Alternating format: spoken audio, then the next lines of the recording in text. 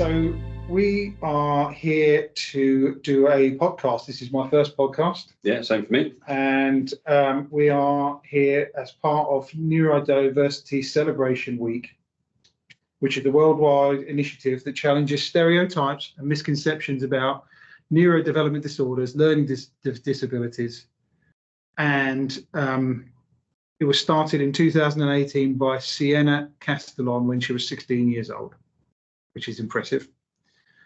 As an autistic student who had dyslexia, dyspraxia, and ADHD, she experienced significant challenges, prejudice, and bullying throughout her education. And she launched Neurodiversity Celebration Week to challenge the misconceptions and stereotypes that still prevent autistic people and people with learning disabilities from reaching their potential. And she's from London, and she's the author of The Spectrum Girls Survival, How to Grow Up an Awesome Autistic. She's featured in the Forbes 30 Under 30 Amazing People, and she was awarded an MBE in the King's Birthday Honours in 2023 at the age of 21, which is, she's an impressive young That's lady. impressive.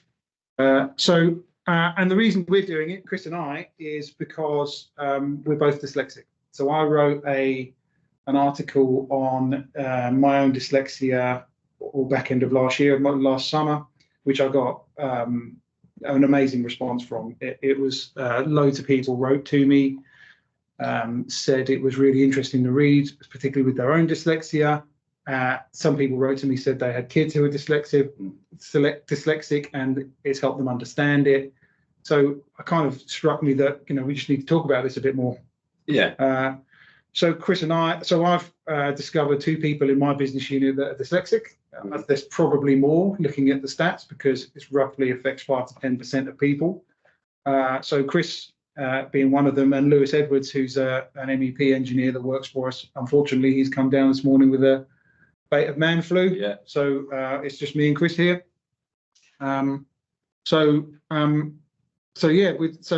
is going to be aired from Monday, the 18th of March, for Neurodiversity Celebration Week, not to be confused with Dyslexia Awareness Week, which is on the 7th to the 11th of November, which I'm sure is in everybody's calendar. Sure. So, Chris, why don't you introduce? So I've done an article on this. So I've kind of introduced the subject from my perspective. Why don't you introduce yourself? Yeah, so I'm Chris Westlake. I'm the Health and Safety Advisor for the Thames Valley office. I was diagnosed with dyslexia very early on when I was a lot younger. I think I was in primary school when reading was becoming a bit of a challenge, and then was diagnosed with dyslexia and then sort of moved on through different career paths with it, school as well as a military career, and then into the safety world as a safety professional. I think what you said earlier about the bullying and stuff like that, I experienced some of that as a younger kid, I think. And I think it's more because, you know, children are nasty people maybe, but also I think there's a bit of a lack of understanding of what it actually sort of is to people and how it affects people. If you look at the amount of people that are dyslexic, who are quite famous people who are dyslexic, there's actually quite a lot of people out there. But I think I was going to get into that in a minute. Yeah, I think, and we can cover that in a minute. I think the big thing for me about my experiences with it are it's the challenges that people face. Dyslexia is different for everybody, same as other mental health and other conditions. I think that it is a little bit misunderstood. I don't know what your thoughts are on that. And I think after you said about your paper that you wrote, there are a lot of people that maybe understand it a little bit more and how it affects people. I think when I wrote my paper, my article, a lot of people came up to me and said, "Oh my God, I could never realise you're dyslexic." Thing is, it doesn't mean you're thick. No, it doesn't. But people might still, and I think it's a stigma that goes with a lot of other neurodiverse. I mean, some people are thick and also dyslexic. That doesn't mean you're not thick. Yeah, no, exactly. But there is a lot of very, very smart people, Einstein, for example, who are very intelligent, but also dyslexic. And it's how it affects people individually, reading, writing, those sorts of things. When you were in the army, what effect did it have on you then? So, you know, what did it mean to you? What did it have any kind of, did you have to develop any techniques to get through it? What was it all about? No, I think the hardest part about my military service was actually getting in. I needed to achieve certain grades, reading, writing, language, those sorts of things to get in the army, and I was successful in achieving those. I didn't do very well in school. I'm a much more of a doer rather than a educational sort of person. I did struggle in school quite a lot, reading, writing. When it came to my military career, I was thinking about this before we started this podcast, and I don't think there was a lot that it had a massive effect on. I wasn't in stuff like intelligence or in anything that needed lots of report writing or anything like that. I did have to write reports, certain reports for certain tasks. And for that, the biggest thing it affected was the amount of time that I had to write these said reports, because I was so... You can't do anything like that quickly. Yeah, I was so critical on making sure all the words were right, bearing in mind if you got it wrong, you would be penalised for it and disciplined for it. So if I was writing a report, I would have my phone out and I would type out everything that I was going to say and then try and make sure the spelling was correct. But right at the start of my career, that's not when iPhones were great and the technology still wasn't there, but we weren't allowed laptops. It was all handwritten. So handwriting and spelling is always a challenge. But when it actually came to the learning of it, a lot of my military career for the role I was in the Royal Tank Regiment, a lot of that was more physical and reading and learning, but you could then link that to a physical activity. So when you were reading a set of orders or a way of doing a certain task, you could break that down into more of a physical I would break that down into sort of more physical attributes which would help me learn. But I did find... Like what? Give us an example. So we had a what's called a weapon handling test, and it's basically you do a test that is to do with weapons, and you follow a set sequence, and the sequence is written out. You must do this, this, this, this, and this, and I would read that and I would try and memorize the routine. But then instead of sitting there and going, I need to hit the safety switch, I need to select the right ammunition, I need to do this, I would put that into a physical, I need to do this with my hand, that with my hand, do this with my hand, which then helped me align and learn that process. But there are people that I served with that could literally read it at once and go, I can do that. Yeah. And that's how I coped with it, I think. But like I said, I think a lot of my stuff was more physical. I didn't have to send emails. I didn't have to write big detailed reports. Mine was sort of guard reports or orders.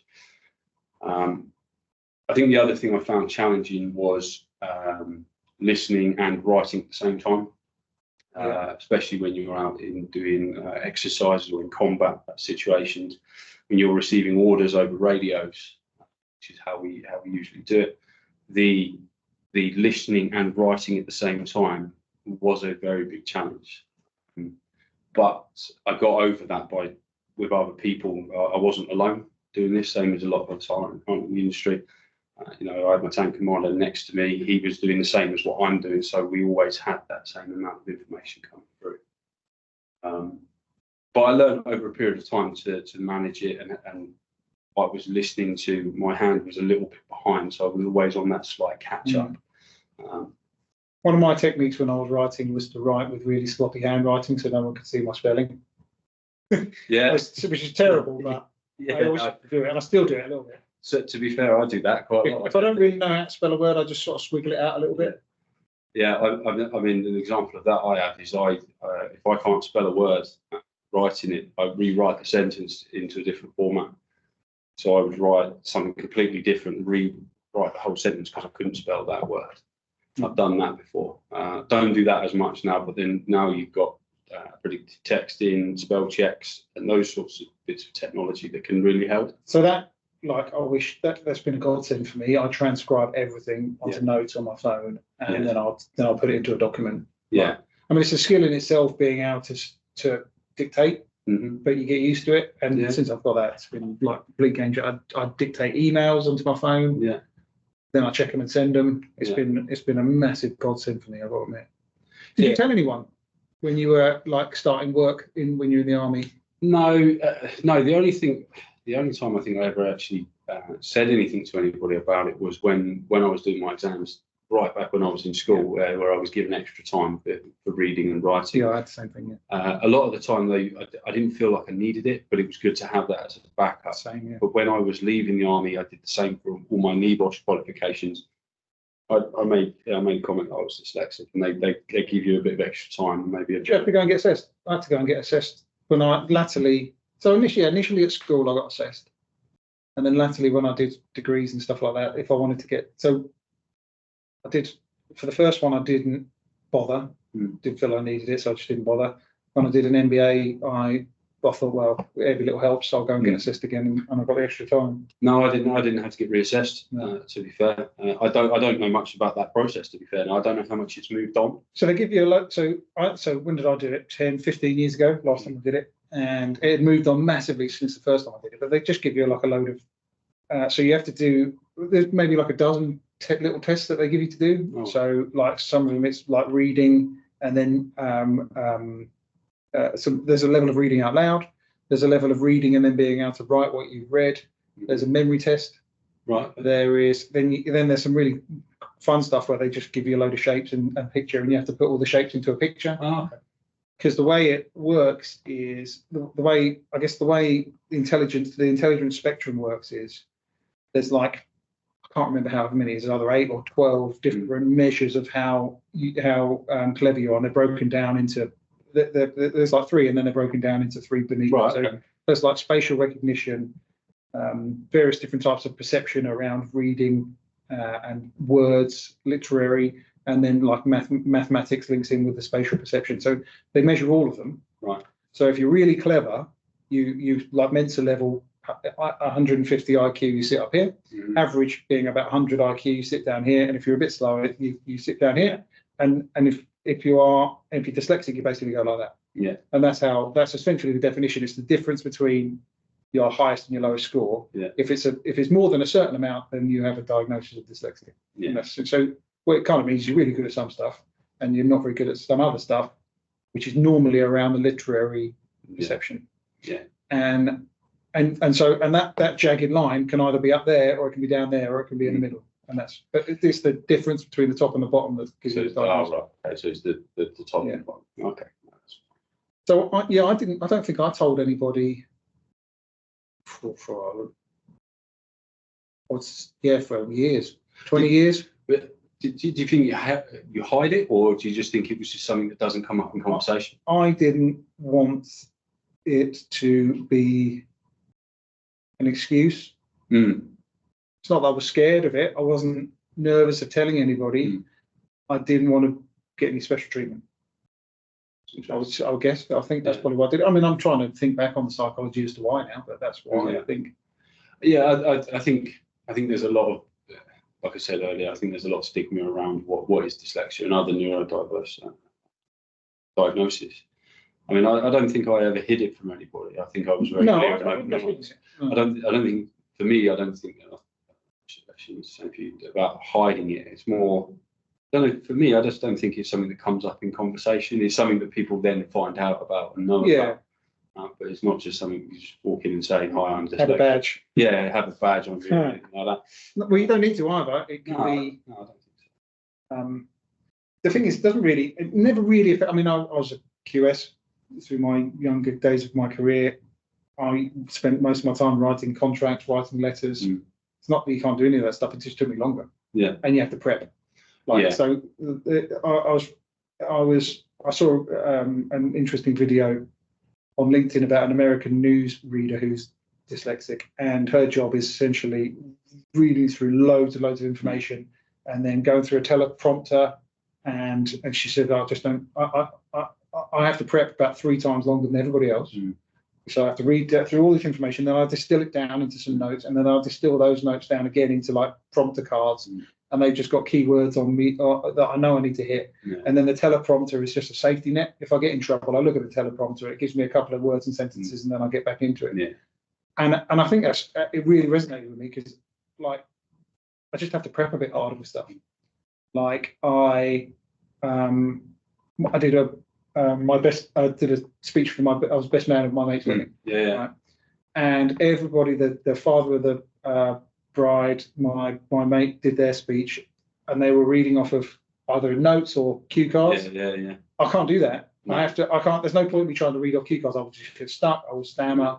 So I have to write the speech, and then I have to learn it. Yeah. And I have to drill it, and then I can stand there with the microphone and deliver a better speech. And I was like, oh my God, how do you do that without any cue? Well, since I've prepped for 3 weeks, that's how I do it. Yeah, so I do the same one because I deliver the mental health first aid instructors course, and over a period of time I read the instructor's notes, but after a while I don't want to be reading the notes. I'll do the same. I'll stammer, or I feel like I shouldn't be looking at them. So I learned a lot of that, and then I put that into my own flow. Yeah.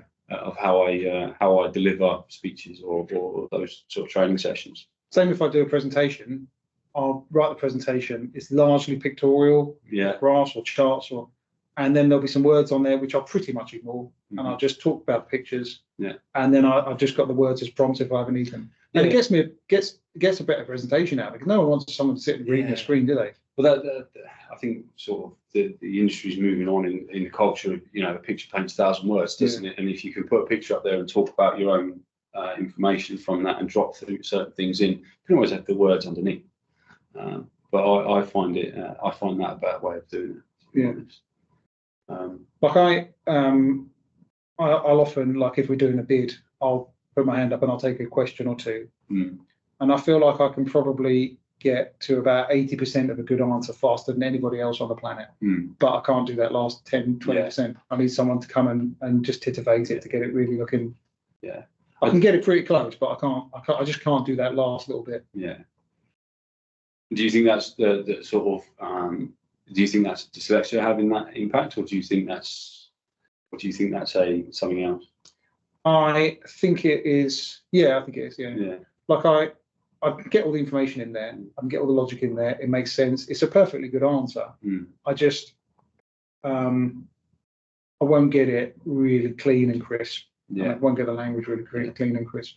Even if I'm and I can't just sit and write either. I have to map. I basically like spider mind map everything out. And then as I go through the map, I just tick it off, and then I write the next paragraph. Tick it off, write the next paragraph, and I work through it like that.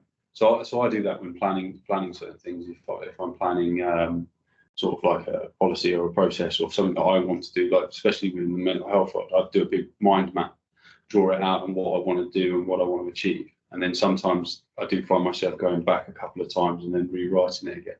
I find that helpful. But another thing as well for me, I think technology now, I try and avoid emails and stuff like that, writing stuff out as much as I can. I know there's a big thing within our industry of, especially from safety world, if it's not written, it didn't happen sort of thing. But if people email me a question, I might bring them back on the phone, because typing out that long email, and you said about how long it takes, it'll take me 20 minutes to write an email that will take someone 5 minutes to write. And that's why I prefer just pick up the phone, I'll answer the question. You're probably better for it. And I think that it also builds communication, which I think is the best way to go. You have to have little techniques of getting through stuff. Like it's not like it's that hard. You just develop your own little ways of getting around stuff, don't you? Like I've got a team of people that work with me that they're all quite detail orientated. So if I want someone to proofread something, I've just got 3 or 4 people I can say, let's just have a read through that and tell me if it looks stupid. And I just and that's an easy way of doing it. Yeah, I've done that in the past, especially when I'm sending quite an important email. I have sent it to someone and said, look, do us a favour, proofread that. Because the other thing is, I type how I think. Yeah, me too. And people go, you don't need half of that stuff when you can, you're making mountains out of a molehill. Yeah, just distill it right down. Yeah, distill it right down. And I've done it with reports. I've done it with other stuff as well. I'm lucky I'm in a position now where I can do it. If anybody sends me some information, if it's too much, if it's more than about 3 or 4 paragraphs, I'll just send it back and say, like, I'm not reading it. Yeah. Distill it down, give me bullet points, explain it like you are explaining it to a 6-year-old idiot or a cocker spaniel. Yeah. Because that's the level I want it. Spaniel, yeah, they're on. But then it makes other people think about their information better to be able to distill it down as well. Yeah, I would agree with that. Yeah, picture paints 1,000 words, like I said. I can't can't understand. Like my wife and my eldest daughter devour books. Like they'll go through like 2 books a week, both of them. Yeah. I'm the guy that I'd love to be able to do that. I've got a stack of books that I've had in my by the side of my bed for years, and I really want to read it. I know I'm never going to read it. I'll probably read a book when I'm on holiday, and I've got literally time to sit down, and that's the only time I'll ever read. That's really interesting because I'm exactly the same. I don't read books. I am trying now to try and read more, and I try, but like I said, I'm quite practical and visual. So I've read books that I've watched a film of, and but so I'm reading Lord of the Rings now. Yeah, and I'm finding that really difficult. I find that really challenging, but I understand the story. You've got to remember all the names. Yeah, because you can't on the movie you visualize faces, right? So you don't have to remember any of the names. In the book, you got to remember exactly who everyone is. I've read Lord of the Rings too. Like when I used to push myself to do it when I read it when I was a kid, and I watched the film first, and I realised when I read the book I didn't know the names of any of the characters. Yeah.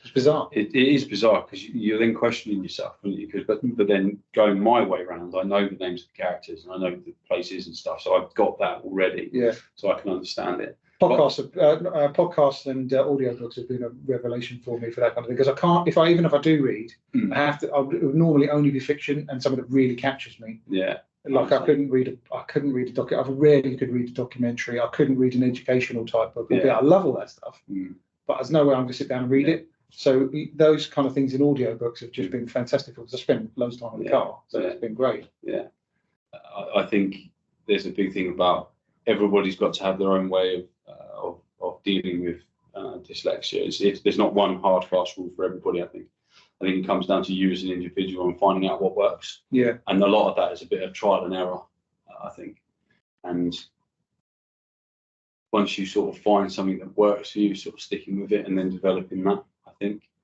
when it comes to stuff like spelling and those sorts of things, if I'm writing the same word over and over again, I used to have it. I actually lost it, so I need to start it again. But it was like a word book, so something like policy. I always used to spell policy wrong. I misspell the same words wrong all over the time. So I used to actually write it out and then put it in a sentence underneath. Yeah. So then I know that I'm doing the right word because sometimes you can misspell stuff that are quite similar together. I also really struggle with there, and whether and whether. Yeah. They're always where, and where, there, and there. Yeah. I think I'm there. I pretty much know what I'm doing, but I'm never really. I wouldn't put my house on that I've got it right at any point. which is which? Yeah. I'm the same, and I think it's. I don't think it affects me in that sort of way. I know it affects other people. They go, "That's wrong. That's not how you spell it," but I go, "It's the same, but that's not the right attitude." Sometimes, but there are times where I go, "Is that right? Is that wrong?" And I'm just not sure. Yeah, I mean, this ceases to bother me that much now, and I don't want to minimise the importance of being literary. Oh no, it's still very important. It's definitely, especially when it comes to sort of my position and the same with us, like writing bids and stuff like that. If we've misspelled something and it's interpreted in the wrong way and it's signed, it can have a massive impact. So it's very important. I think it's. So when I first was assessed, would have been when I was, let's say, 35 years ago, 30, at least 30 years ago, and they assessed me, they diagnosed me as dyslexic. They wrote a recommendation about these are the things he needs to work on. He needs to work on his reading, he needs to work on his spelling, he needs extra tuition for this.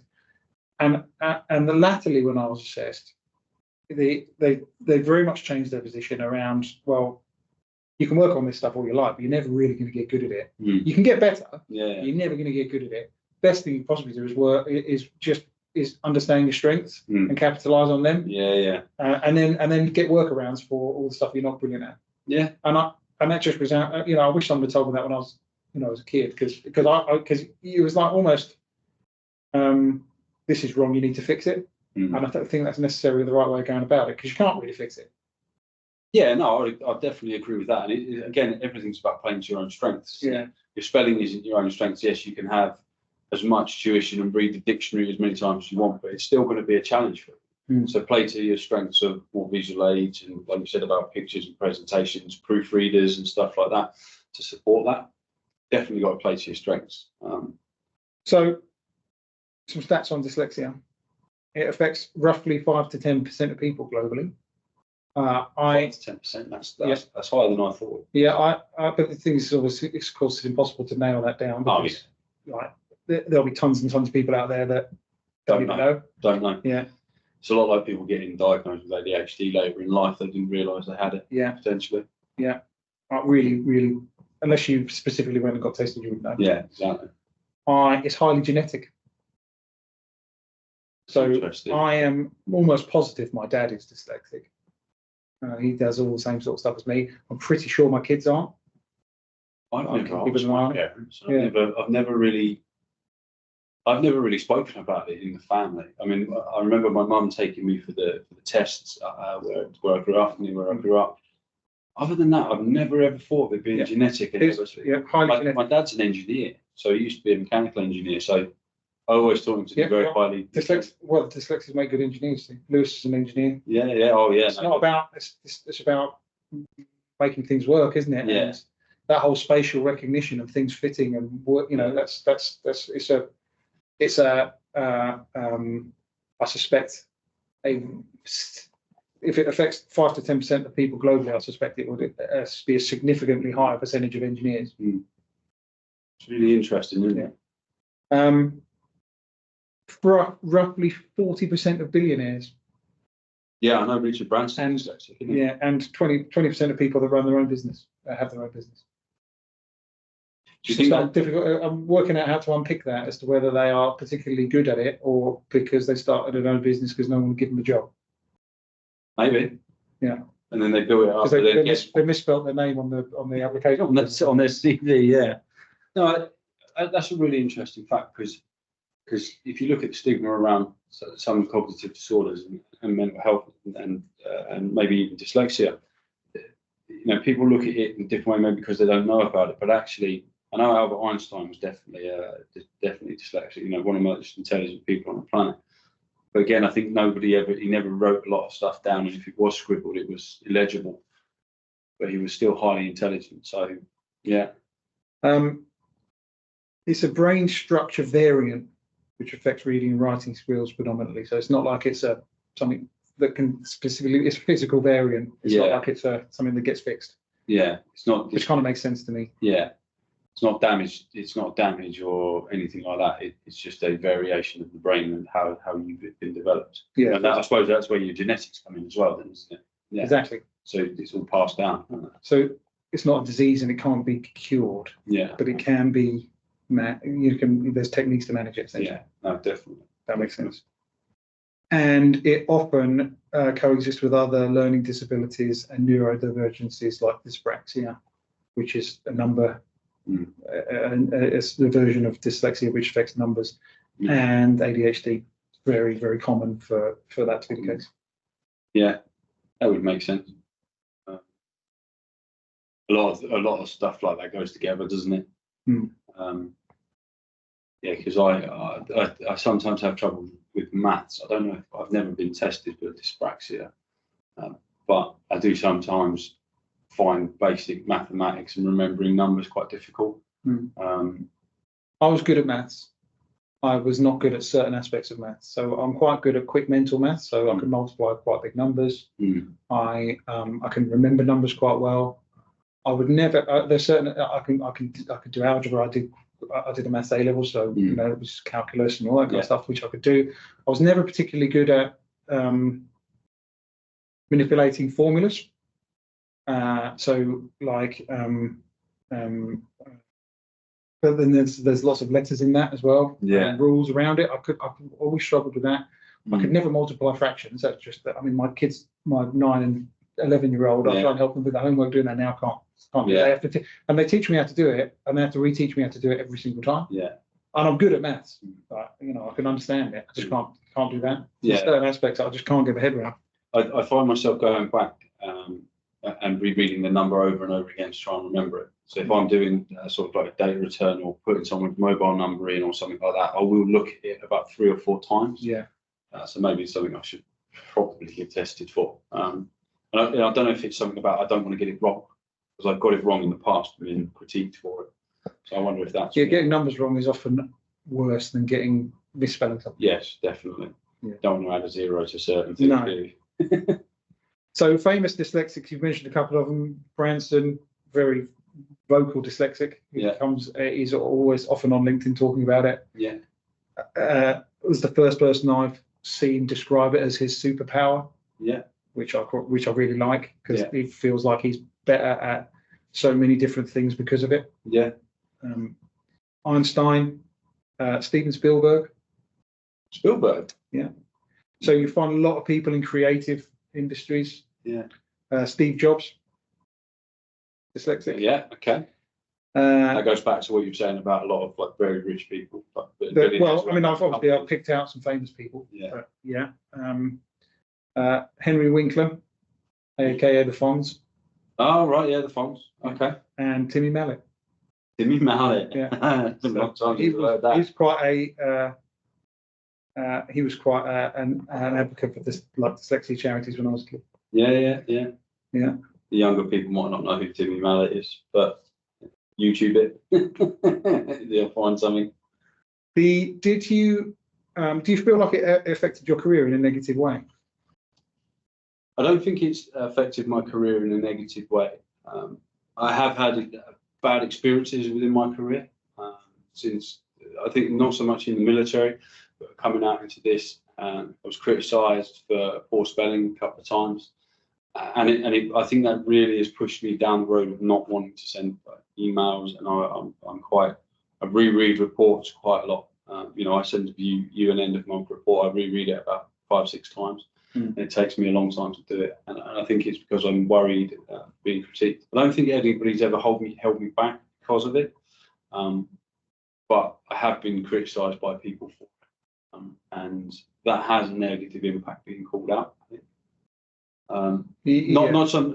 I'm not talking about anyone specifically, but when you've worked hard on a document or a report or maybe an email that you've got sent, and then the first thing you get back is, I have had a manager respond, highlighting in red what's wrong. Yeah.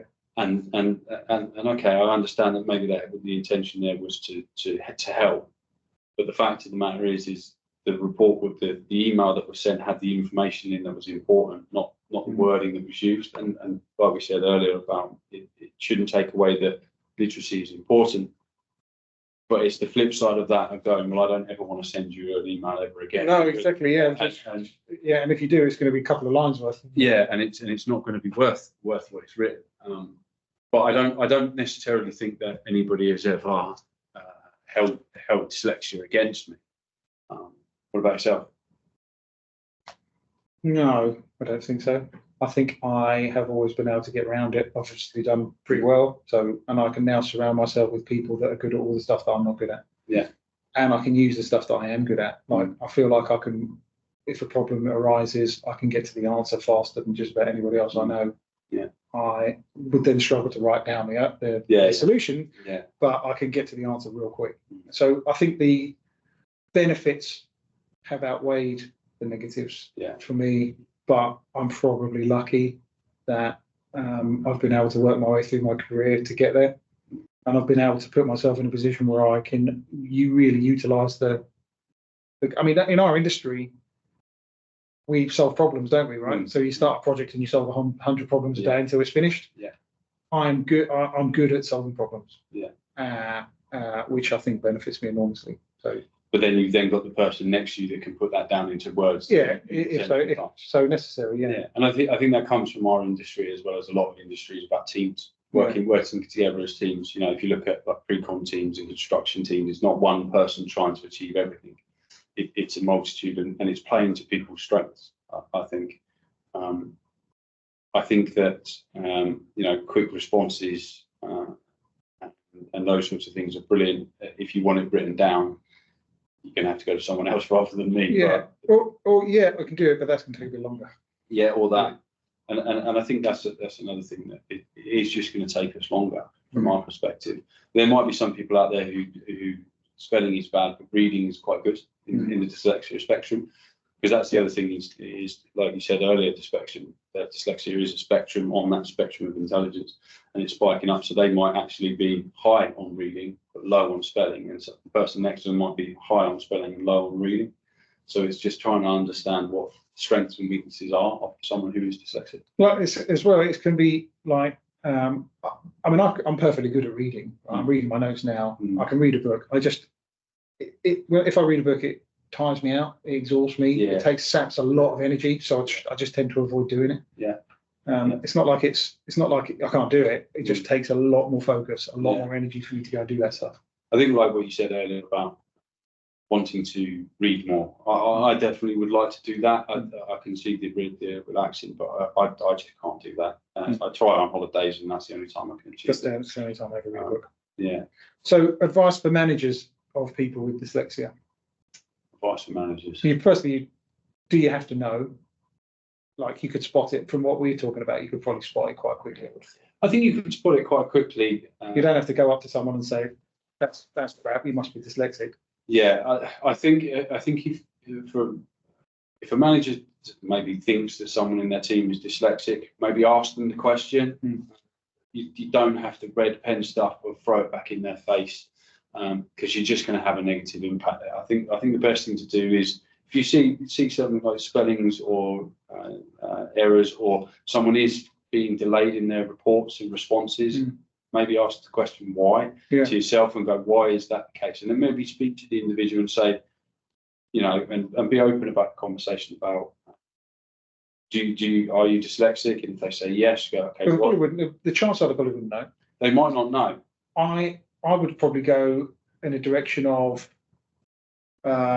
suggesting people who could proofread and help with written stuff. Yeah, I think again, I think the first thing with any problem is identifying that there is a problem. So maybe you could ask them and say, look, let's just get this person to proofread it. Let's play to people's strengths. If they come out and say they are dyslexic straight away, then maybe the first thing to do is just go, what are your strengths?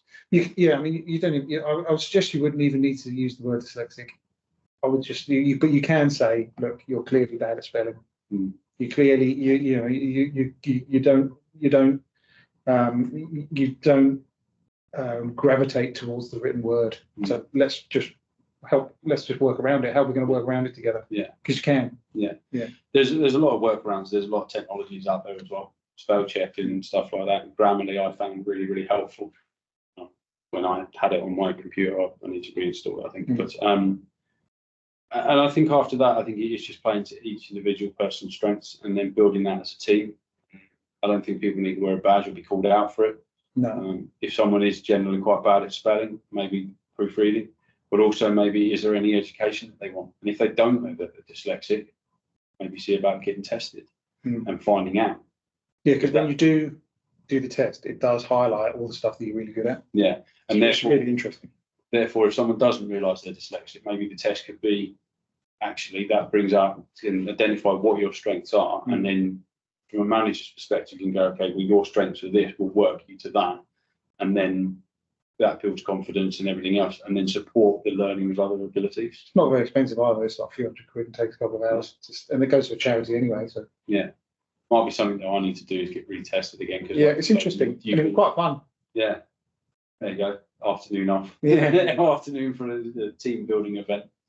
All right. So one of the things that when I wrote my article, I got was parents of children with dyslexia came to me and were really positive. Yeah. So what about parents of, you were once a child with dyslexia, what about advice that parents, if they've got, like people who are listening there, they've got kids who they think might be dyslexic or aren't?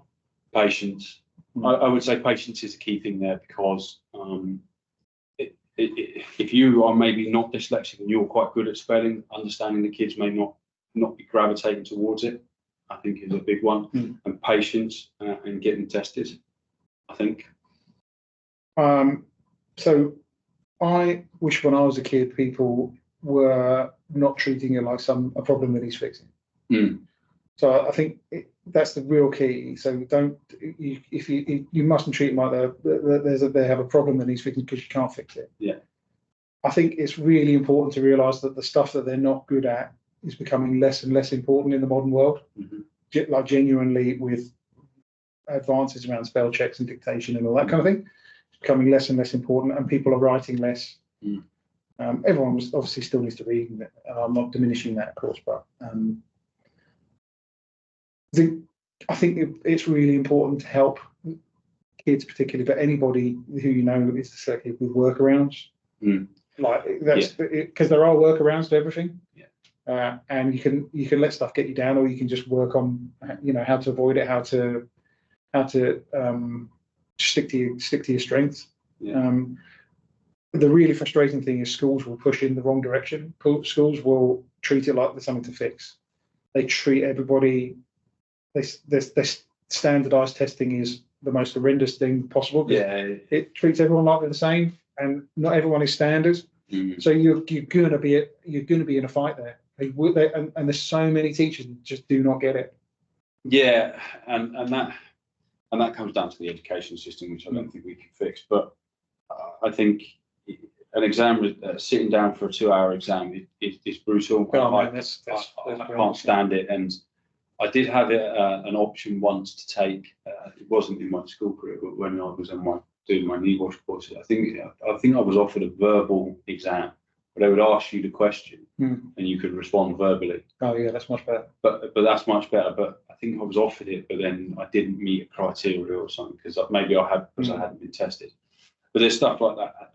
I think that's a wider global thing around how we test and educate people. When you were at school, did you really generally do quite well in your classes, quite well in your coursework, and then you went to the exam and it just fell off a cliff? Yeah, that was exactly the same thing. So I'd be all really high at school. I'd be really good in class. I'd contribute. I'd be sitting at the front. Well, I wouldn't normally be sitting at the front, but I'd be. And then my coursework would all be really good grades. I'd be predicted good grades, and then I'd do an exam and it would just fall off a cliff. Yeah, I think I was a lot less on my exam results than I was on my predicted. Still met the requirements that I needed, but I think that also then came down to individual teachers. I can think of 2 teachers, which one was history and the other one was English. And my history teacher turned around when I was going for my GCSEs. Like, we'd just done something on the war, and I was really interested, and I did really, really well, loads of really good coursework, like A star. And then when I went to take my GCSEs, they said, don't take history. It's on the Irish potatoes. It's all reports. It's all essays. And then when it came to my English, one of my English teachers, we had to do the Book of Mice and Men. And right at the very end of the class, said, "Can you stay behind?" And I said, "Oh God, what have I done? You know, have I been in trouble?" She actually said, "Are you going to read this book?" And I went, "Not a chance." And she went, "Here's the movie. Here's the film, yeah." And I went, "Brilliant." And John Malkovich, good film. And I watched the movie a couple of times, and then when I came back into class, we were talking about chapter 1, and I had finished the book. And I think that plays to your strengths, and understanding it, and understanding what people's strengths are and working to that. And I think we've said that quite a lot, haven't we, about playing to people's strengths, because I think it is important to understand what people's strengths are and work towards those. Is there anything else you want to talk about? No, I think we've done a lot on our experiences. I think we've covered quite a lot in this podcast. I think the biggest takeaway, I think, is identifying the strengths that you can that work best for you, and pushing in that direction. Maybe not so worried about the things where you're not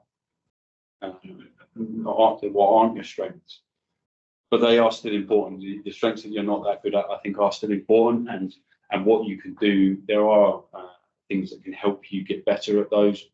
But again, it's just understanding that you might not ever get to be the best. You might not ever win a spelling bee. You might not ever be the great person, at Scrabble and those sorts of things. But I love a game of Scrabble. But I'm very good at it. But exactly. But then, like, games of Scrabble can actually help develop you to spell. It's true.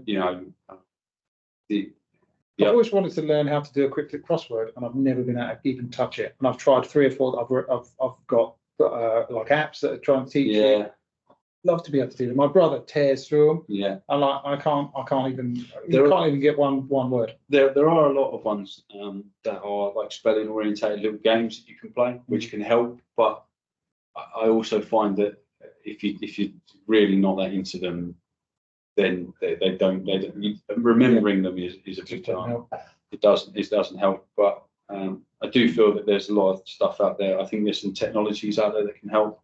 I find like spell checks on emails and Word and those sorts of things. But I also find Grammarly a really good one, which is really helpful. That can link across emails, Word, and other Microsoft platforms. Yeah, totally.